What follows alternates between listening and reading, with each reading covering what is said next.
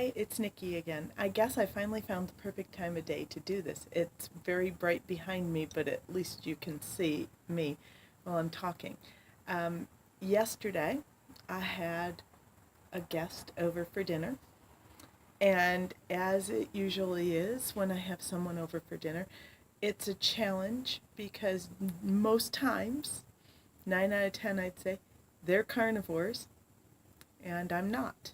So there's the dilemma of, do I serve them what they really would like to eat, or do I serve guests what I want to eat, or do I make some happy medium, something that we would both probably like or all probably like, but that's either easily made so that I can have a vegetarian option out of a dish like chili, for instance. I always make it. I make it differently now that I'm vegetarian than I did when I ate meat, in that I don't brown the meat first. I put the meat in separately, so I make the chili and then separate out part of it before I brown the meat and put it into the to one part, so that I've got both vegetarian and meat chili. Anyway, so I came upon the dilemma of, what am I going to do? I had a fairly busy work day, even though I was done working by 3:30.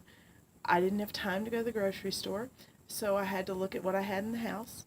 I had salmon, I had black beans, I had corn, I had baked beans, I had bread, I had condiments, iced tea, 2.5 bottles of wine, approximately, two bottles of white, a half a bottle of red.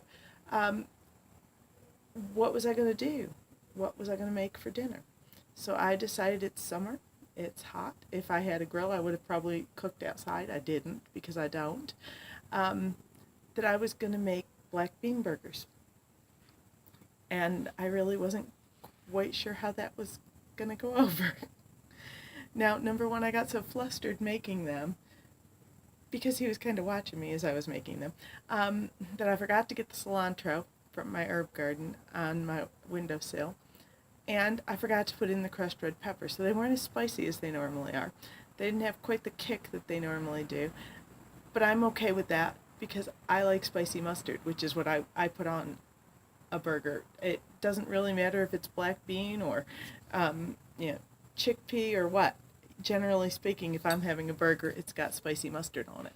Uh, but so I did that and heated up the baked beans. It was a fine dinner. There was nothing wrong with it.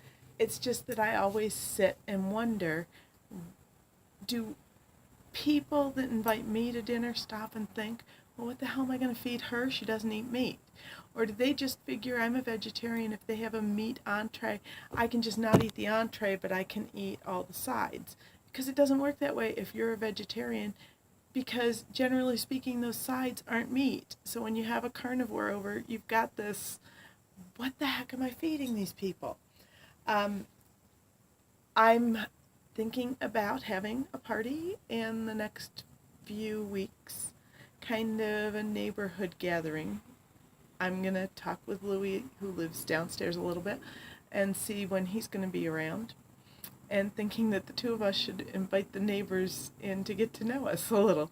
I'm happy to do it up here. He does not have a lot of space. I get that. Whatever.